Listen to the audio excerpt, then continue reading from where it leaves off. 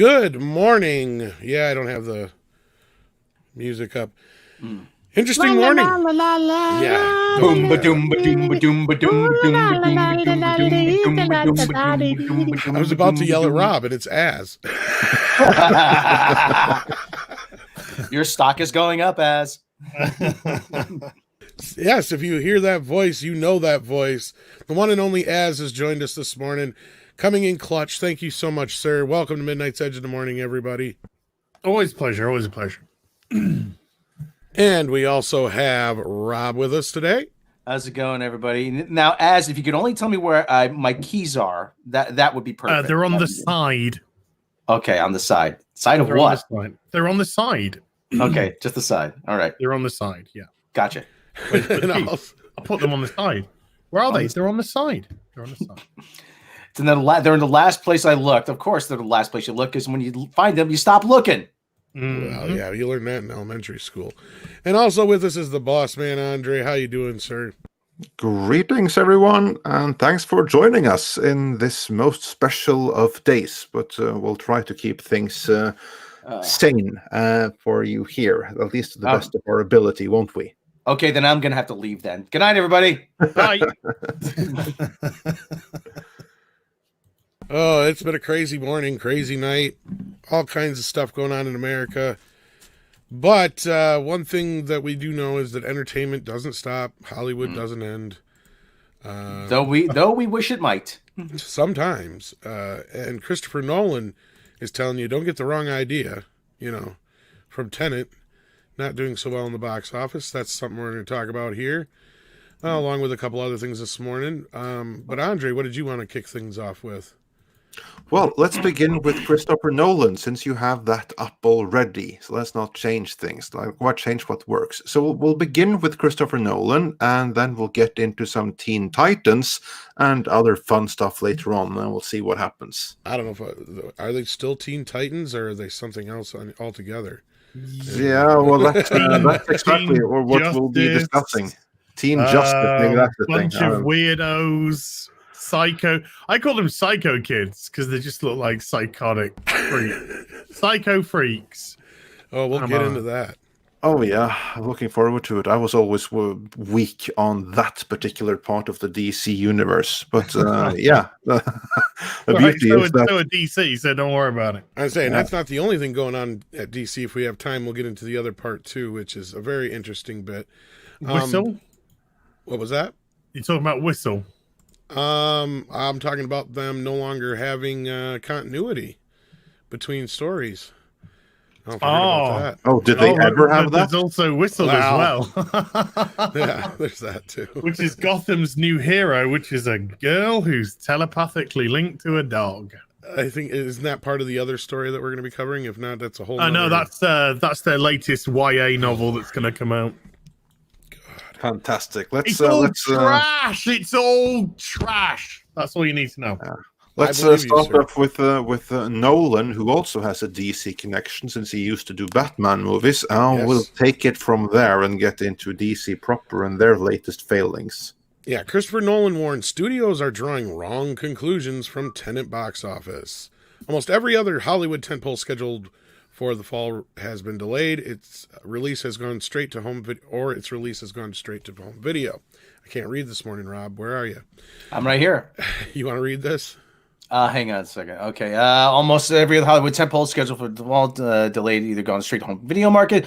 Speaking out for the first time since his latest movie opened in theaters, filmmaker Christopher, The Dark Knight Returns, and other stuff, Nolan, says that Hollywood studios are drawing the wrong conclusions from Tenet's box office performance at the expense of distressed theaters. Warner Brothers released Tenet, and I'm thrilled that it has made almost $350 million, but I am worried that studios are drawing the wrong conclusions from our release. Rather than looking at where the film has worked well and how that can provide them with much needed revenue, they're looking at where it hasn't lived up to pre-great toilet paper shortages of expectations, and because we can't say that word, and we'll start using that as an excuse to make exhibition take all the losses from the you-know-what instead of getting in the game and adapting or rebuilding our business. In other words, In other words, Nolan told the Los Angeles Times.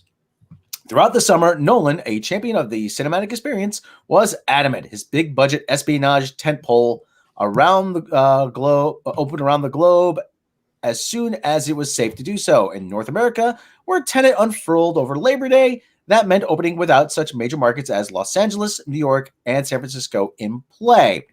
Almost every other Hollywood tentpole scheduled for this fall has delayed its release or gone straight to the home video market. Tenet was originally set to hit the big screen in mid-July, but was pushed back several times due to the great toilet paper shortage and ongoing theater closures. It rolled out overseas in late August ahead of the U.S. Tenet has grossed a tepid $53.8 million domestically. Internationally, it has fared notably better, grossing $293.3 million for the global total of $347.1 million through November 1st.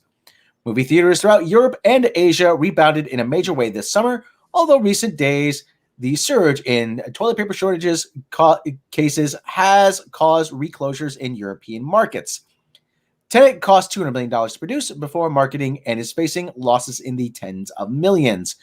Nolan's comments were included in the Q&A with British film critic Tom Schoen, promoting Schoen's new book, Nolan Variations. Both were asked about the future of moviegoing. Well, it's a difficult question to speak to. If you're talking about the acceleration of existing trends, that's something I started reading right at the beginning of the you-know-what. And it ignores the reality that 2019 was the biggest year for theatrical films in history. They'd made most of them. They'd made the most money. The admissions were huge, Nolan said. Long-term movie-going is part of life, like restaurants and everything else. He continued, but right now, everyone has to adapt to a new reality. Okay, now let me ask everybody a question. Who has seen Tenet? I've seen Tenet. Okay, No. No? Tom, have you seen it? I am a tenant.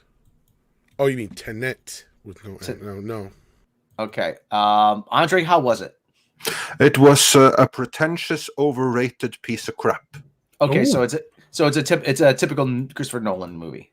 It was Nolan buying into his own hype to the nth degree. I think Jeremy just like threw up in his sleep. He's smelling his own farts, really. Just I Nolan, also not have to say Jeremy. that. I also have to say that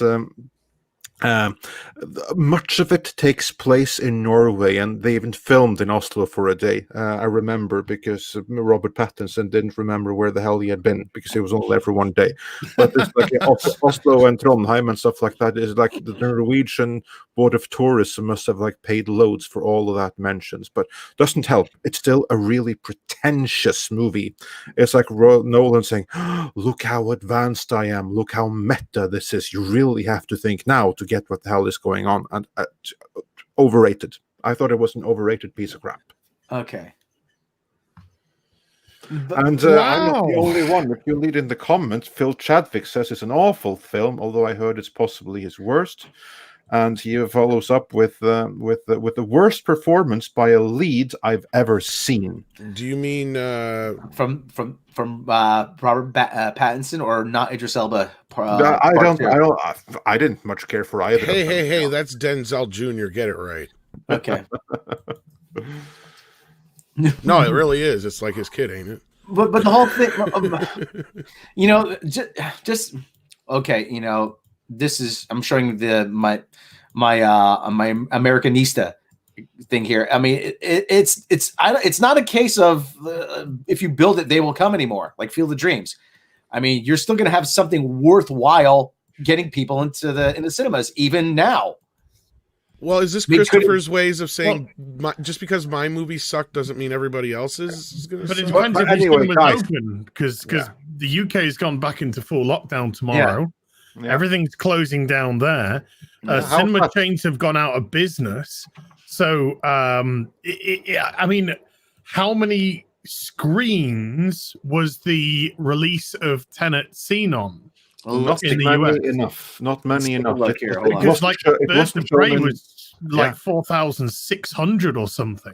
Yeah, exactly. Whereas this movie, it wasn't in New York, it wasn't in LA, it wasn't in basically the big cities, the ones that completely botched the toilet paper shortage. That's a fun one. Tenet was released on 2,800 cinema screens in 2,800 cinemas. 2,800 right, so cinemas. 2,000 less than Birds of Prey, which could barely make it to 200 million in a proper run. Think about how far we've fallen. Birds of Prey is the bar.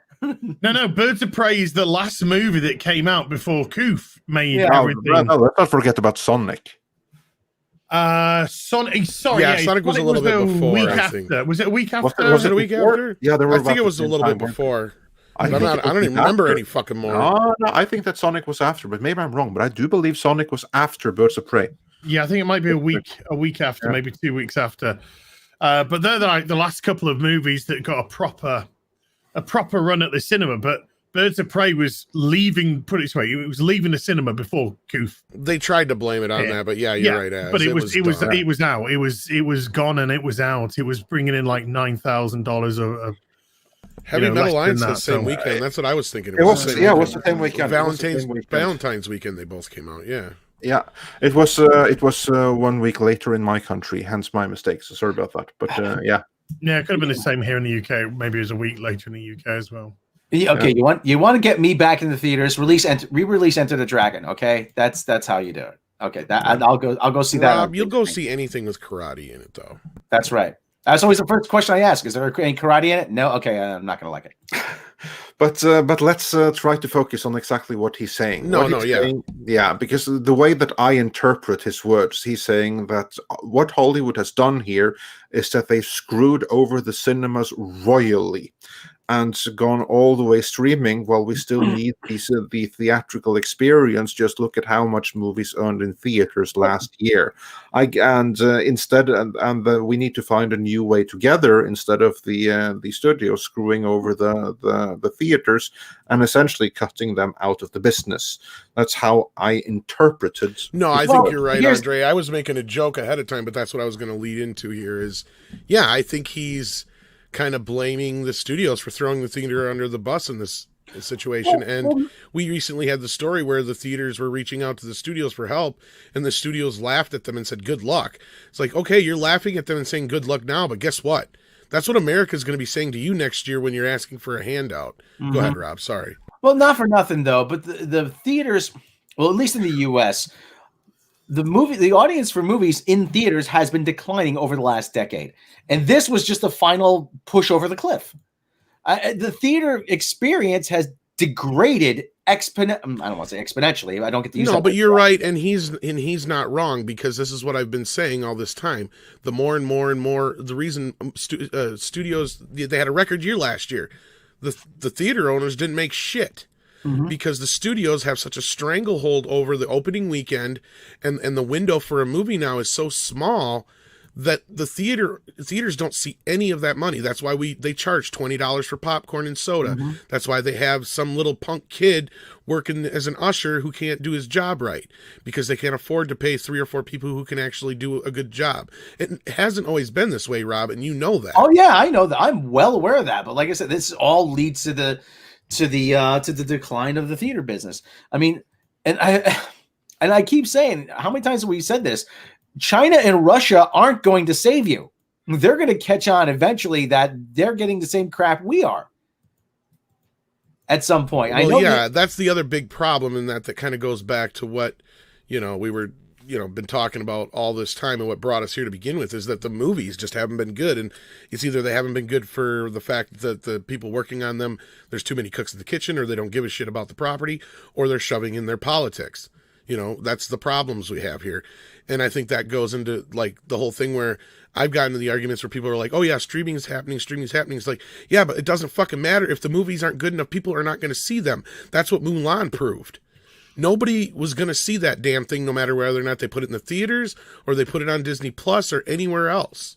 But Mulan had already tested as an absolute turkey in China. So how on earth they expected it to do? Well, I don't think they even expected Mulan to do well. I think they were just trying to find the right moment to put Mulan out, because it was, for all intents and purposes, an absolute disaster as soon as they tested it. Yeah, Mulan was dead on arrival. That's a case of hope for the best, expect the worst. I mean, well, they got the worst. without a doubt. They absolutely got the worst. And who on earth they tried to abuse the streaming services by tagging not only a paywall but tagging on a price on top of the paywall to see the movie on Disney Plus. And you don't pay a subscription fee to then be hit with microtransactions inside. The regular person, the normal Joe, is going to be like, no, I'm not paying $25 to watch Mulan. I pay $10 a month to get my Disney Plus. And that's what streaming services have been set up as. And this changing of the rules so that they can accommodate these movies isn't going to wash with a lot of people. And this is why I fear for Wonder Woman, because I don't think Wonder Woman is going to see light of day at the cinema this year at all. Hasn't it been pushed back already? I believe it's been pushed back. They're still holding out for Christmas. I think they still have that Christmas date because I don't think they moved it yet again, but I think they're going to. Oh, they're going to, obviously. Oh, it's never going to come out this year. Not a chance in hell. Nope. Not Black Canary. Black Widow. Black Widows. That is a film that's just losing money every single day that it doesn't get shown. Because the interest in that film is just going to drop. You're right, well, not just that. I just found a story the other day that I've been bringing up quite often. Right now, they're estimating that No Time to Die is losing $1 million a month just in interest alone they owe, and that's just flat out. They got to pay to the bank because it's interest. Yes, exactly. And that's kind of like the issue with everyone that has these big budget blockbusters that are kind of unreleasable right now in this moment. They have the expenses and they keep on accruing and growing and growing and growing. And like just in the case of James Bond, I mean, that interest, that's $1 million a month right now, but it's going to be more than that in 6 months from now. Mm-hmm. Exactly. But at the same time, and I had this conversation with Culture yesterday, you know, the investor part of it, they're going to have to understand, and they do probably for the most part, and they're part of the reason why the movies aren't being released yet, is because they know they can't make their money back yet until the theaters are open. So as squirmish as they're probably getting, you know, and they want to get these movies out there, they know there's no audience to see them. And they've had enough, you know, testing ground now between Tenet, which we're talking about right now, and, you know, the other movies that have been released on streaming. And now, granted, something like Tenet or 007 would probably do much better on streaming than, say, Bill and Ted. But I don't think it's a coincidence that right after Bill and Ted was done with its run on streaming, that MGM panicked and tried to do their best to sell Bond. Because I don't think Universal's as worried as MGM is. Because Universal has the worldwide distribution, but MGM is the stateside. And they are like barely hanging on by a thread. Yeah. Yeah, this is... No, I mean, this movie could kill the entire company. I mean, you weren't wrong, Andre, in your one editorial. Like, if they don't get something done with this Bond movie, it could kill MGM for good. Oh, absolutely. Absolutely. Mm-hmm. Any big budget blockbuster movie can kill a company. Unless it's backed by a huge corporation like Disney or Comcast or something like that. Any one huge blockbuster, if it tanks hard enough, can bankrupt a corporation. There is precedent for that. Yeah. And MGM and No Time to Die, like they get the wrong deal for that. That absolutely ends the corporation. Like, yeah, for MGM, it might be Time to Die. Yeah, exactly. That's literally what it is. That's MGM's been holding on for oh goodness gracious, 15 odd years now. More than that, they've barely been a studio. Yeah, they're holding on to the skin of their teeth, and Bond was one of their only things which could put. Is there any truth to the rumor that they actually did some reshoots during Coof? I don't know. I heard we were the ones who broke that story. Again, we're just going by what our source told us, so a grain of salt, but I wouldn't be surprised because of some of the things we heard. The story was, remember the story was that it had tested so poorly that when the Coof hit, the studio, they pretty much just said a collective thank God, now we can go back and fix a few things. And there was two key things that they were supposed to be fixing. And now I think there was a story that did come out later that they were tweaking a couple things. but I'd have to go digging for it. Well, I think I sent it to you, Rob, forever ago. But part of it was that the storyline had to do with a virus. Yeah. Outbreak. So basically, they confirmed our story in a roundabout way, but I can't say that positively at this moment. The other thing, you know what? Even as a Bond fan, I have no faith in this movie. Bankrupting MG because studios go bankrupt all the time. Heaven's Gate also bankrupted the studio back in 1980, didn't it, Tom? MGM, United Artists, I think. Oh yeah, well I think MGM bought United Artists then, Yeah, and then MGM themselves went belly up in the mid '90s. Yeah, early 2000s. Somewhere in there, yeah, because they had a couple of hits, and then they just they fucking chucked it all at stupid shit. Yeah, and I mean, MGM owns resorts. Then I think they bought Orion for some dumb fucking reason. Look good on paper. Shit. Yeah, like it was just a bad move all around. I can picture MGM selling their stake in the resorts and their hotels. I think they were hoping they were going to get bought by Warner back with the whole Turner when Turner got bought out and all that shit, and I think they got left in the dust. Yeah, but the whole thing, I have absolutely. I know Robert Meyer Burnett will probably disagree with me on this. I have absolutely no faith in this upcoming Bond movie. It just seems to be pushing all the wrong buttons. You're gonna make Bond an absentee dad of a deadbeat dad. Come on, nobody wants to see that. It's the whole idea, and I don't think people want to see Bond as a father. Well, no, I brought that. That's a fundamental problem to begin with. Never mind all the absentee dad business and all that sort of stuff, which has been going on for a while now. I just don't think people want to see Bond as a father. They don't want to see Bond married. They don't want to see him tied down. This isn't a tied down guy. This is a force of nature. That's what Bond is. He's almost an uncontrollable British agent. And so when you put you attach a wife to him. When you attach a child to him, you're giving him things that the character doesn't exist to have. These are not what the characters should be portraying. We want Bond to smash through villains, smash through women, smash through vehicles, and smash through buildings. That's what we want him to do. We don't want him going home talking about his feelings, and we don't want him reading bedtime stories to little children. I like it when they can have the paternal, fraternal, maternal relationships with certain characters. There was a very maternal relationship with Judi Dench's M, and I think that worked very well for the characters, but there was also very much that detachment from the two as well.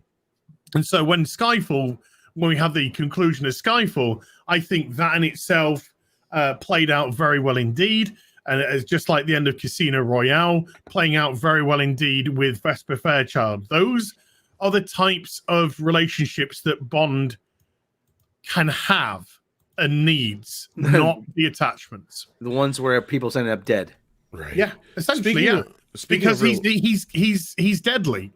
Yeah, it doesn't matter if you're good or bad. Well, he does deadly. have a license. Teresa DiVincenzo. I mean, she got shot between the eyes by Blofeld. I mean, yeah. I mean, Terry Hatcher's character died. She's just sleeping.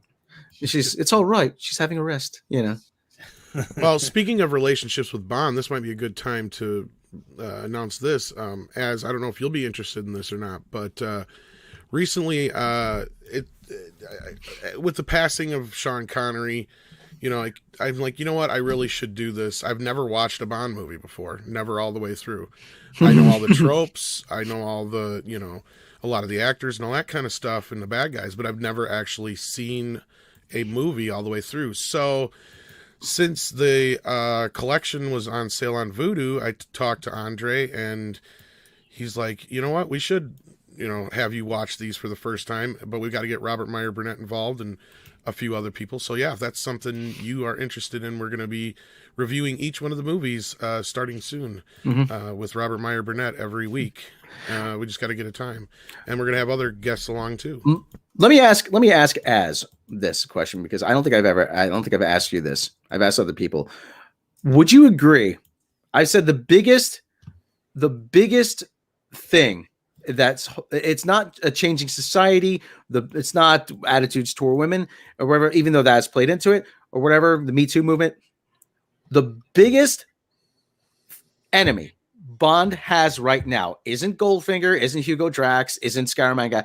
It's Austin Powers. Ever since Austin Powers, no, you don't think so? No, Ever since, because I contend. Well, do you think James Bond gives a flying fig about the Me Too movement? Oh, you could. I think they're going to. Do you think he gives a shite about respecting the women? No, this is a man who gets the job done. He doesn't care if you've got a vag or a dick between your legs. He gets pointed at, and he is the weapon. And if he has to do whatever he has to do to get to his target, he will do it. This is a man who does it for Queen and country. He does it so people like us can get on with our everyday lives. Yeah. The biggest worry, the biggest fear, the biggest problem that Bond has is the person that's actually going to write the Bond movie. Yeah, and that's what Rob's getting to. Is that's what I'm getting. Talking about the character. I'm talking about the character. Yeah. I'm talking about like the writing, the production, the directing. Because ever since Austin Powers made fun of all the standard Bond tropes, directors have been scared, been petrified of showing them again in a movie context because they're afraid they're gonna look stupid. And my contention is like, no, lean right into them. I want to see the huge battle with two armies. I want to see a madman with a nuke pointed at the center of the earth. I want to see a satellite blowing shit up on the ground from space. And they're so afraid of that. They're gonna make a movie that's gonna look stupid. I'm not sure that's the case. I just think we're in an age, and I think post early 2000, I don't have to say anything else. I think we've kind of got away from these grandiose Spectre type of companies, even though, of course, Spectre's been brought back into modern day Bond mythology. But we've gone past all of the I think Roger Moore, more than Austin Powers, camped it out. Well, I was going to say, I don't know if it was so much the campy part, is just that Bond was seen as problematic. Well, no. I don't think it's... No, look. No, I mean, the filmmakers have seen that. I understand. No. Men and women have sex, right? So Bond crushing pussy is there's not a problem with that, right? I'm going to start using that from now on. No, I'm not saying there's a problem with it, but you've seen the recent trailer, right? Right. If you say to the average person in the street, do you want, in Bond film, what do you want? The average person is going to say, I want to see explosions. I want to see gadgets. I want to see kick-ass fight scenes. I want to see sexy women. I want to see Bond getting on with somebody. I want, a nasty villain. You're going to get that from virtually everyone, man and woman. This is the annoying factor of Bond, not the character, the people that try and put a tag on him, because women love Bond. Oh yeah. And this is the annoyance. They treat women as if they're some sort of mollycoddled cotton wool creatures. No, women like Bond. They love the idea of that dangerous man. They love the idea of this tall, dark, and handsome stranger that will come into their lives and be gone in the blink of an eye. They are caught up in the romance of it all. They love those aspects of Bond. They love his domineering aspect. They love his take control. They love his alphaness. They love his masculinity. They love all of those aspects of the character. But we are being absolutely driven in current day by identitarianism and authoritarianism and all that sort of bollocks. And so characters like Bond get branded problematic when they are not. They are great, fun, escapist characters that men and women can absolutely love and adore. And if you gave us a proper Bond film, which we had, going back to Casino Royale, and even if I know some people don't like Quantum of Solace, me personally, I think it's dark as hell and I love it. And even to Skyfall, if you go right up to those moments, then Bond is pretty much being Bond and doing what he's been allowed to do. And then from Spectre onwards, I wasn't keen on Spectre, and I'm very worried about this film. But it's only in those, and what time frame of them come out? In the last 5 years, which is the rise of this identitarianism and this Me Too bollocks and all that kind of stuff. Let film. You think you're going to have a problem with Bond, then don't make a Bond film. Exactly. That's the way you get out of it. Is the problem? Yeah. But you make a watered down James Bond, you've got nothing. You got a pussy. And people don't want to watch a Bond film for a pussy. They want to watch a take charge, kick ass motherfucker. One of the other big problems too is ever since the Bourne Identity in the Bourne films, they've been trying to reshape Bond into a more Bourne had no personality. Exactly. But they're, as far as the action, the scaled back action, the quick cut scenes and the fights and stuff, stylistically, they've been trying to chase that trend. And they've been, with Spectre, they tried to make Bond into a Marvel movie by trying to have everything connect back retroactively. I'm like, no, guys, doesn't work. Doesn't work. Please, just let's see some old school action. Have him wake up on top, have a world changing event. He wakes up on top of a beautiful counter agent. There's a chase scene. He escapes. He arrives to them's office. Now that you're here, 007, let's get to work. He gets briefed. He finds out he's actually knows something. Oh, you mean the ATACs? Oh, the Soviet system. Blah blah blah blah blah blah blah blah. And he gets cool stuff. Flies off somewhere. There's all kinds of intrigue and the big fight scene at the end, big battle at the end, and he sails away with the beautiful woman. Ironically named. Let's get back to that, please. For God's sake, it's not rocket science, guys. We can do this. Even like Goldfinger. Goldfinger is such not Goldfinger. Sorry, I want to say GoldenEye. Goldfinger is of course amazing because it's Sean Connery. But GoldenEye, when Pierce Brosnan took over, was a fucking great, fun Bond film. Mm-hmm. That took a mixture of the severity of the Connery Bond films and a little bit of the fun of the more Bond films, and just amalgamated it into a wonderful, fun film. A film which holds up, I think, today in terms of anything, and which just goes to show this is not a problem character. The only problem that will ever surround it is the people that want to write it and the people that want to market it and the people who want to brand their particular band of politics on top of it, instead of just understanding that people go to cinemas for escape. People go to cinemas so they can forget about the troubles. They go to the cinema so they can pretend there's something else. They can look up to something. They can imagine there's something. They don't go to cinema to be preached to, harped on to see aspects of everyday life which drag them down in their heroes. No. Bring back the fun of cinema. Mm-hmm. Yeah. I mean, I want that experience again where Jerry Seinfeld's walking out of the movie theaters talking to a complete stranger. And did you see when Harrison Ford jumped off that train? Oh my God, that was amazing. Well, that's what it used to be like. I remember going to see a movie, and we went next door to the I think it's like a McDonald's or something like that. It's a fast food place to grab something to eat afterwards. And there were some guys in the queue. We didn't know who they were. And then we're just like, hey, have you just come from the cinema? And they were like, yeah. Did you see the film? And I can't even remember the film off the top of my head. And then we just all started chatting about the film, whether you liked it, what you liked about it, and all that kind of stuff. And then we got his food and we just went his way. But that was the beauty of cinema. That's what it used to be. But the films that I've seen this year, I've seen Birds of Prey. And that is just the doggest of dog shit that ever shot out of a dog's ass. I mean, that film is pathetic. Oh, it was horrible. Utterly pathetic from start to finish, and deserved to tank like a bloody Panzer in World War II. I got in a fight with a couple of girls about that movie. And I thought Sonic was just an absolute joy of a film. It was Sonic just was so great, much fun. It was just a fun film. Me as an adult who had played Sonic games over the years, got a lot out of it. You could see the heart of the film. You could see how it could cater to children as well. Yeah, but the thing with that movie though is really, if you stop and think about it, if it came out 20 years ago, 10 years ago, it'd have just been like, yeah, it was all right. That's just because everything else is such shit right now. That a movie like Sonic was a breath of fresh air because it's a movie we haven't seen in like 20 years. You know what? To think that's the best movie of 2020. I wouldn't say that, but I wouldn't go to that extent. Well, which one is better? It's Eddie Murphy's Cracker.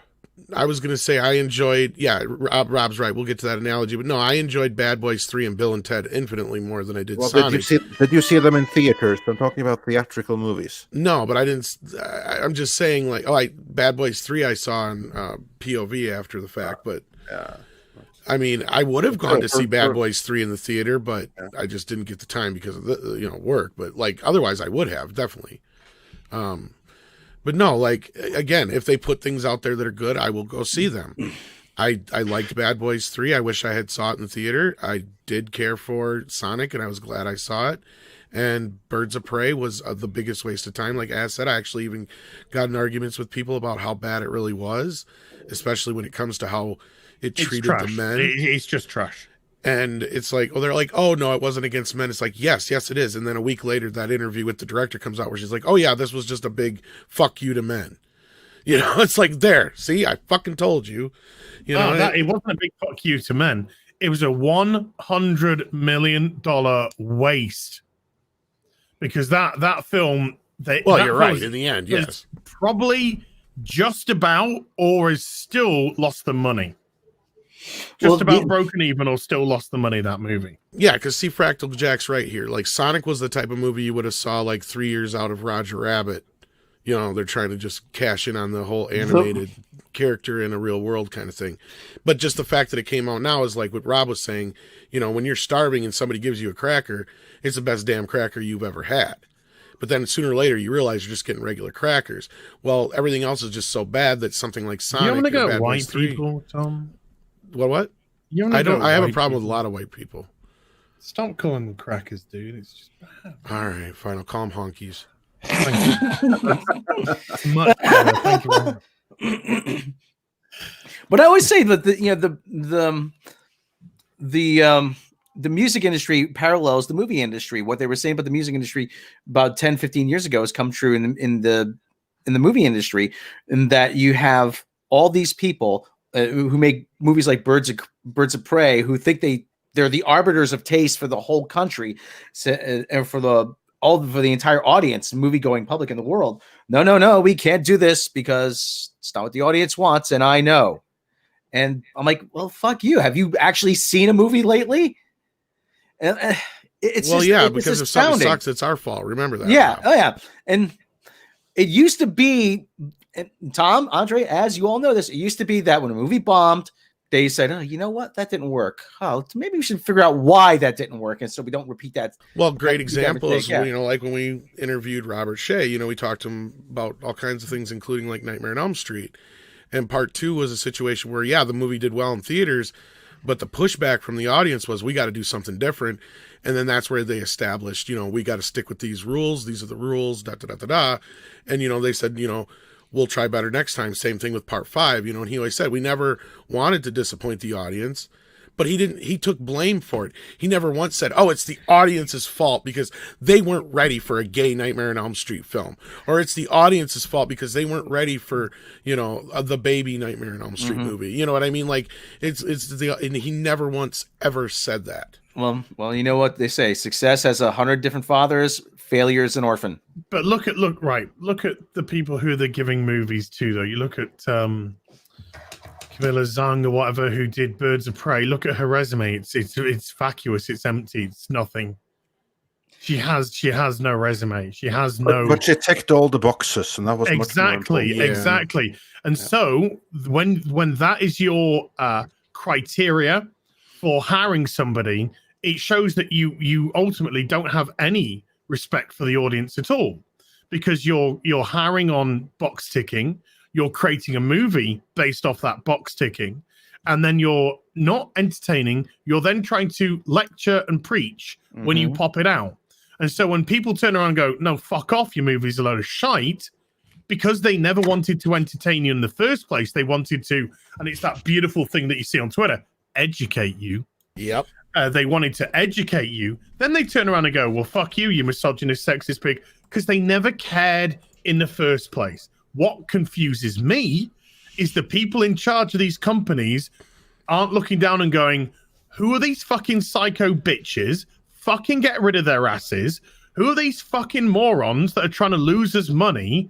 We need to get back to basics and entertain people and get people to escapism, while at the same time still making as much bank as we possibly can. But why are you giving some stupid, inexperienced person $100 million to take what was one of the greatest DC characters until they absolutely destroyed her, and they have absolutely destroyed Harley Quinn, a beloved character for many, many years, and told to make a movie which is essentially just a political statement on fuck men, women can do anything, and it was just a fucking disaster. I think I can answer that. It's because they are in a complete and total echo chamber. Right. Where that is what is being fed back to them. That there is absolutely no freedom of thought. Any kind of wrong thing is struck down upon hard. And then you end up in an atmosphere where everyone has to pretend, and they have to censor their own thoughts and worries and pretend to hold these ideals and values themselves. Right. And then that's and that's also the kind of script that the people. This is something that Script Doctor said, that you also had like true believers among those that were like reading scripts, like the gatekeepers, and they would only pass on the scripts that had like these things. And then that's what the green lighting people and the head honchos would get fed back to them all over the place from everything. And then they think that, well, this is reality. Everyone around me thinks this. This is what the audience wants. Everyone is telling me, and everyone is praising me or saying how awesome we are when we put this into it. It's okay, fine. Let's go full on identitarian then, because that is what the world wants right now. And of course, they don't realize that they're in an echo chamber, and from that echo chamber, they create a propaganda tool that is then disseminated throughout the world. But entertainment, of course, goes out the window, and that's only going to get worse, I think. Now there was like a time when I thought that this is gonna. That at some point the economies of it all is going to change. And I think we're almost there. But now, when they're going to want like salvation packages and like be bailed out and everything like that, and there's a reason why they all wanted one candidate over the other. So now those bailouts will probably be forthcoming to pay for their mistakes. Well, fuck not. But again, we could probably talk about this all day, but I know Az is on a schedule as well, and we do have a couple super chats to get to, and at least one more story to get to before the show's done. Yeah, let's do the super chats, and then we'll get into the DC stuff real quick before Az has to go. I'm just going to refresh so I have all of these super chats here. There's that many. Rob's got to jump, away. So head on out. All right, guys. Hey, everything. Thanks. All right, good talking to you again, Az. See you guys. Okay. Yeah. All right. Take care. And the super chats, Adam Wofford says, so here thing, I fracking hate the Disney Star Wars. It makes us look low IQ storytelling hipsters and yuppies, and I hate it. Yeah, so say we all. And Cedric Taylor 08 says, what if they make Bond bisexual? Well, be careful with what you wish for. And Tatsunemi sent us a bucket of popcorn, so thank you so much for that. And Cedric Taylor 08 asked, when is Top Gun coming out? You know what? I'm not sure. It's scheduled for next summer, but Paramount's one who can't afford to fuck up. Like they're kind of like, they're not in the same boat as MGM, but they don't have much money. They're in a boat with much more debt. They have more money, but they have a shit ton more debt to go with it. Right. I honestly don't know exactly when it's coming out. I'm going to do a quick Google search here now. See what we can find out. Like I said, last I knew it was next summer. So do a quick check, Tom. On it.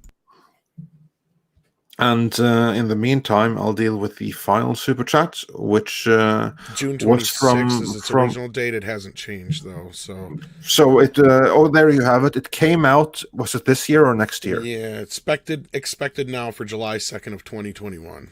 Yeah, okay. That's all they have. Next summer, then presumably. Although I wouldn't bet much on that.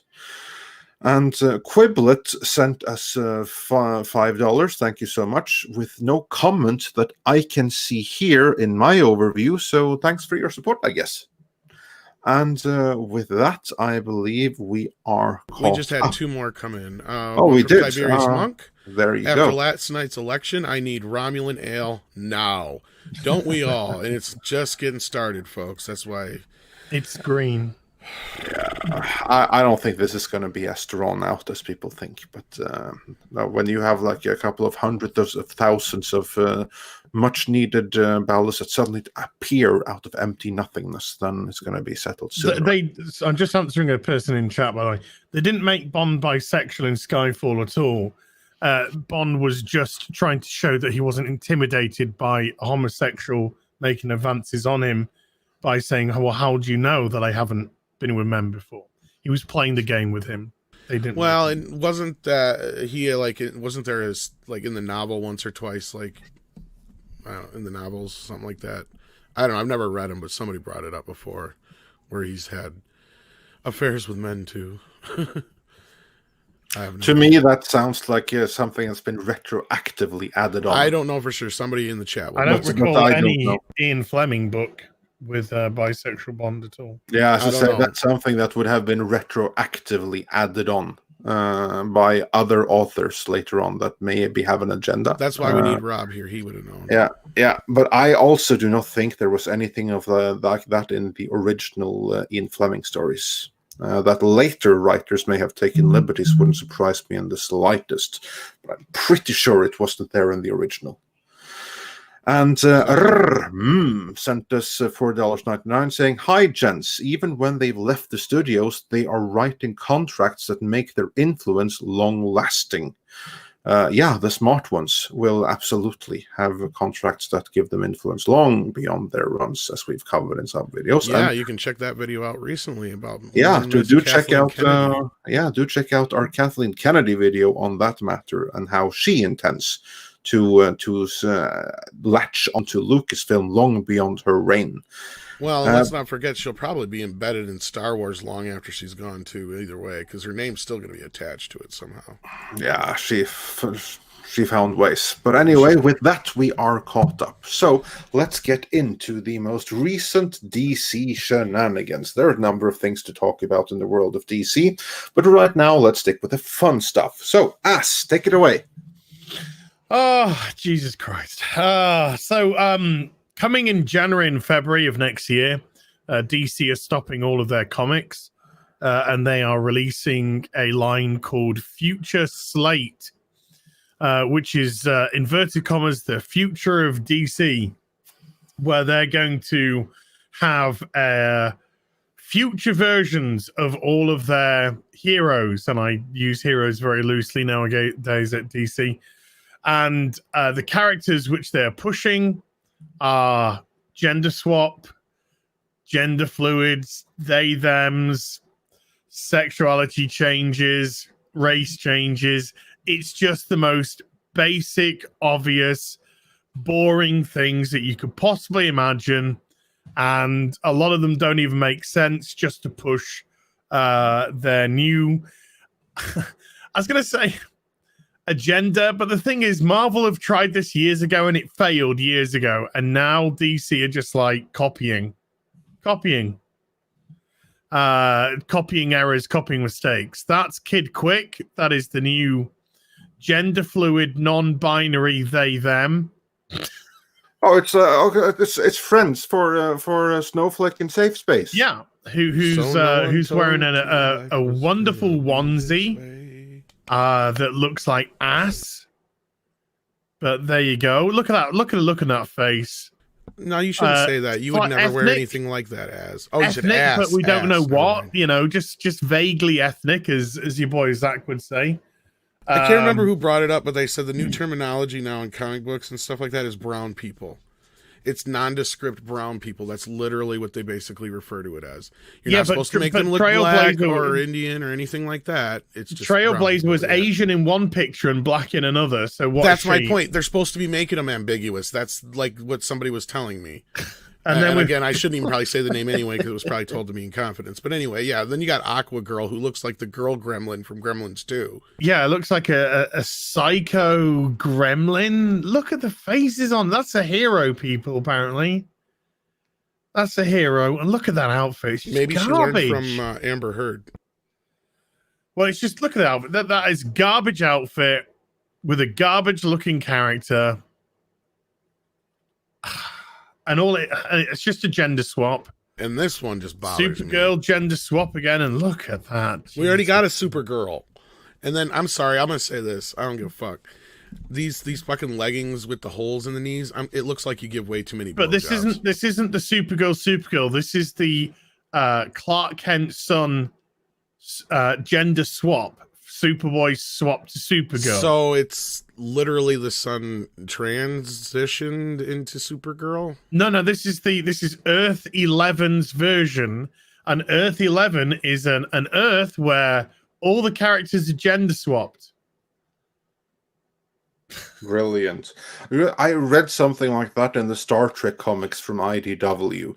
There you had like a gender swapped Earth where all like the or rather a gender swapped Enterprise. You had like female versions of every single bridge character there.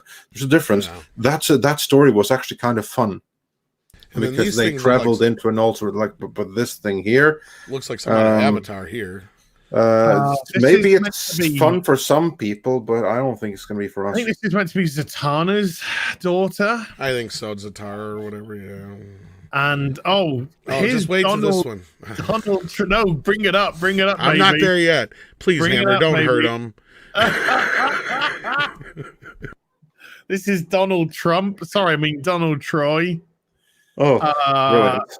Who's essentially Donna Troy, but Donald Troy. Do you get it? Do you get it? I don't want to get it. Donna Troy, but this is Donald Troy. Oh, jeez, just fucking close the company down for fuck. I know, right? Oh, and it gets better yet.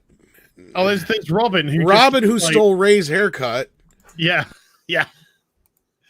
Oh, just Robin looking like, well, it just looks like a Robin costume. So yeah, I mean, this is like the worst offender, but it's like, okay, we've already had a female Robin. Why can't we just have that two again? female Robins? Yeah, two actually. Yeah, you're right. Yeah, but here's the thing: that they were female Robins, but they weren't female Dick Grayson. That's probably what they want here. This is a female Damian Wayne.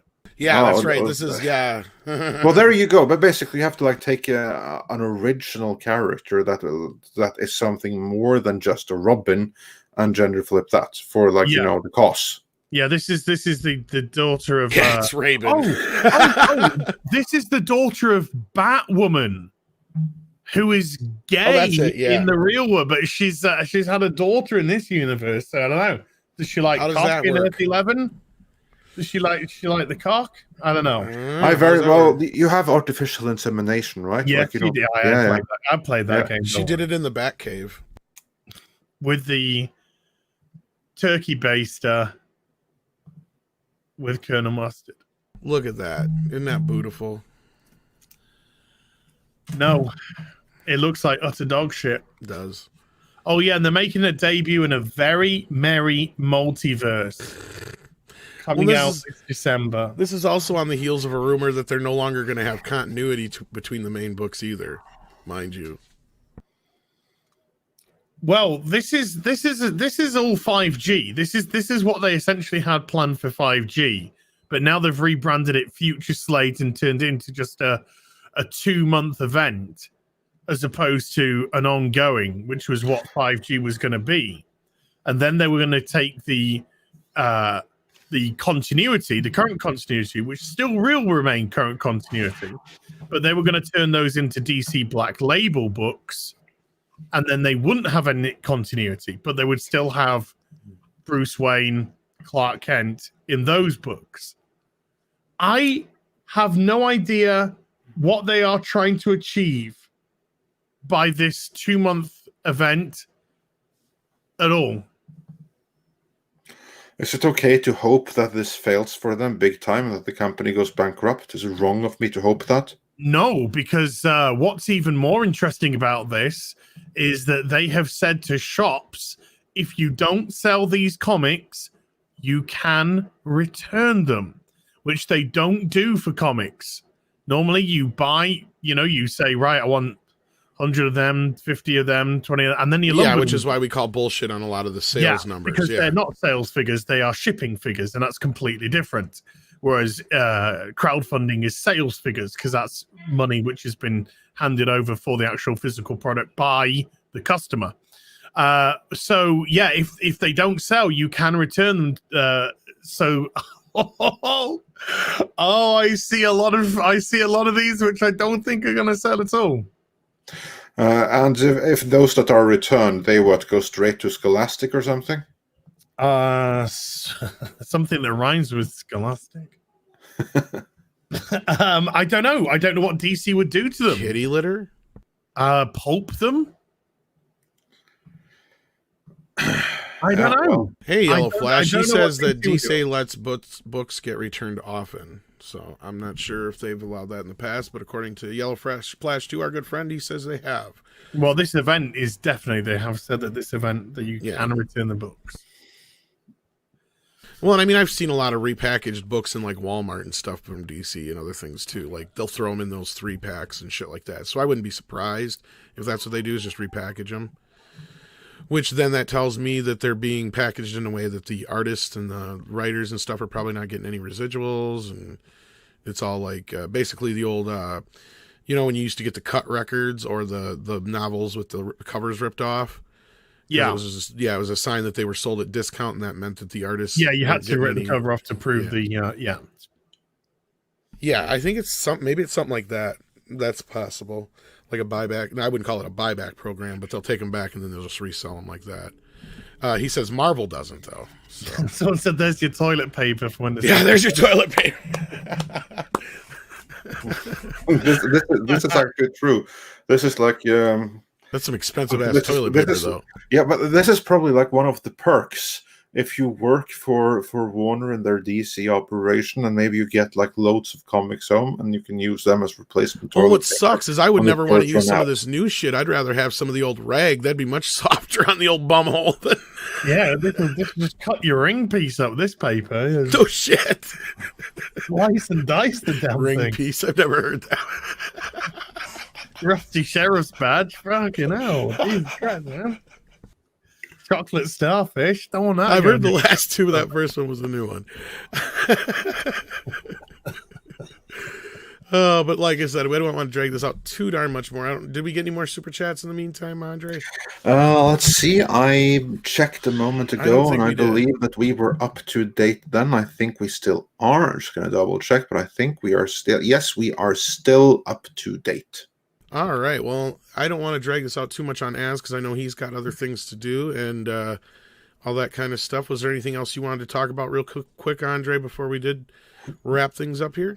No, I just want to say thank you to Az for being able to show up on short notice. We really appreciate that. Yes. Especially now with the lockdowns and everything. So how do you feel about that, being locked in again? Kicks in tomorrow. I'm not going to lie. It's got me down.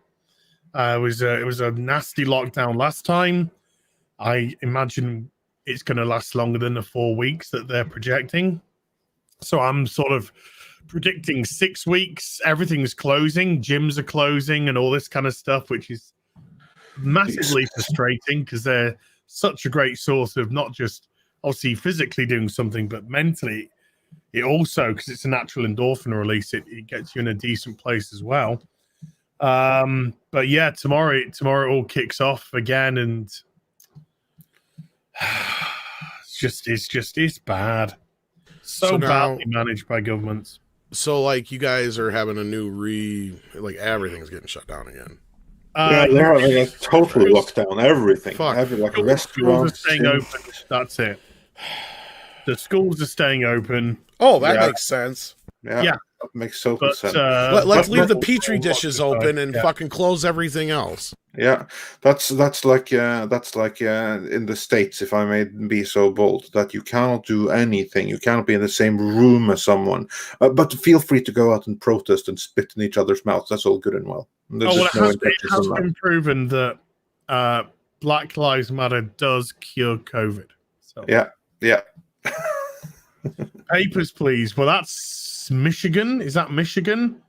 Where if you want to go to a restaurant there, you have to give your ID now. You have to give your For name. fuck's sake. We have that in Norway too, actually, because we are not locked down, but we have no more deaths. Like there hasn't been like any deaths since May. Yeah. It's completely negligible. I'm serious. Like we were at like 250 dead in May, and we are still under 300. So you have like numbers that increase in infections are increasing, but as far as I can tell, pretty much everyone recovers just fine. More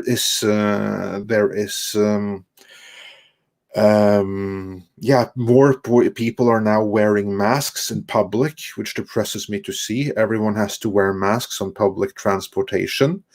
And when you go to restaurants and order takeaway stuff, you have to like use this app to register that you were here for like contact tracing and stuff like that.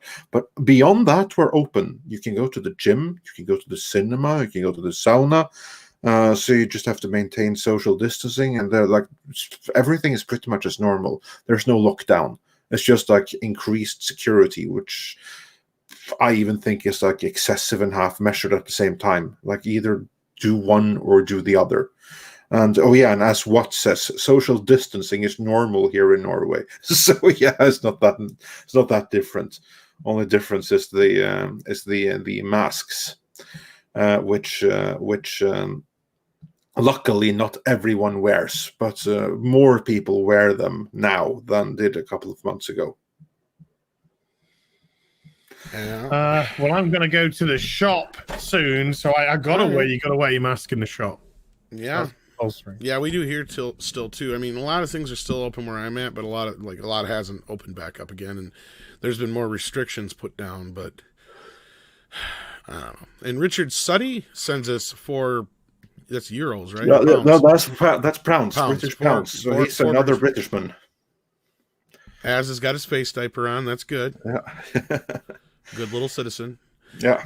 As was talking to a colleague at work, he says, "We reckon we'll be locked down in the UK until 2nd of January 2021. Oh, geez. I'm expecting to hold anyone at Christmas. I just don't think they're going to hold anyone at Christmas. We're all going to be like, fuck you. Well, we've got this situation now. I know a lot of people are griping because I know a lot of places are talking about a limited deal for Thanksgiving and all this kind of stuff. And I think you guys are right. It's going to start coming down for Christmas, and people are going to be like, fuck this noise. Well, it's gotten to just this point where, people are, But Boris said that one of the reasons for this lockdown was so that we can have a Christmas. Good luck with that. But they brought the projection figures they had was just laughable. The projects got these two guys on to predict, and it was just like, well, we predicted it, and it was just like they were predicting that we're just suddenly going to go into like 3 times the peak in March of Coof and stuff like that. And it was just like, this is nonsense, absolute nonsense. But I'm seeing family at Christmas. They can go jump, eat a dick. Yeah. I saw like a tweet that I thought was hilarious, or like a meme that was fantastic. It was from the States in terms of from Thanksgiving, where you could only have like 6 people over for Thanksgiving or something, but you could have as many as you wanted in funeral. And then someone invited friends and family for the funeral of their dearly departed pet turkey. Funeral was planned for Thanksgiving. That was pretty clever. But you can go out on the streets of Portland every night and destroy buildings. Oh, that's fine. Of course, that's for the cause. Mm-hmm. So yeah, that cures the virus and everything. That's all good and well. Yeah. That's all good and well. It's all peaceful protesting. Well, that's what I was saying about the restrictions for Thanksgiving, because like they were even restricting the amount of hours you could be, and all this other crap. And I think it's going to be worse for Christmas. But anyway, we got a couple more super chats coming here. Yes, we did. So let's just go through them. Tiberius Monk 84 said, "I take comfort knowing that Midnight's Edge is enduring this pandemic like the rest of us. Yeah. We're all in this together. We'll get through this." Yes, I hope so. Truer words were never spoken. Well, I hope so too. Before this stream, my 76-year-old mum called. And she was just like, yeah, I'm not feeling, much as not feeling good, feeling down about the whole lockdown business again. And it's just like, I just don't think they understand the mental impact that it's having on people. There's probably by the end of this, there's probably going to be more people that have committed Harry Carey than have died. That's something we brought up. Is just the financial, the emotional, the distress. The fact that how many murders have been committed because of this, because people are locked in together. How many, divorces, assaults, all this. No, like this is the end of Western civilization as we know it. This is the end of the Western world leading civilization. That ends here, and especially with how it looks to be in the election right now. So yeah, things aren't going to be the same. And absolutely, in this case, we are now way past the point where the cure is worse than the disease. Absolutely, I agree with you there. It's gotten to that point. Just I'll give you one example. Sweden.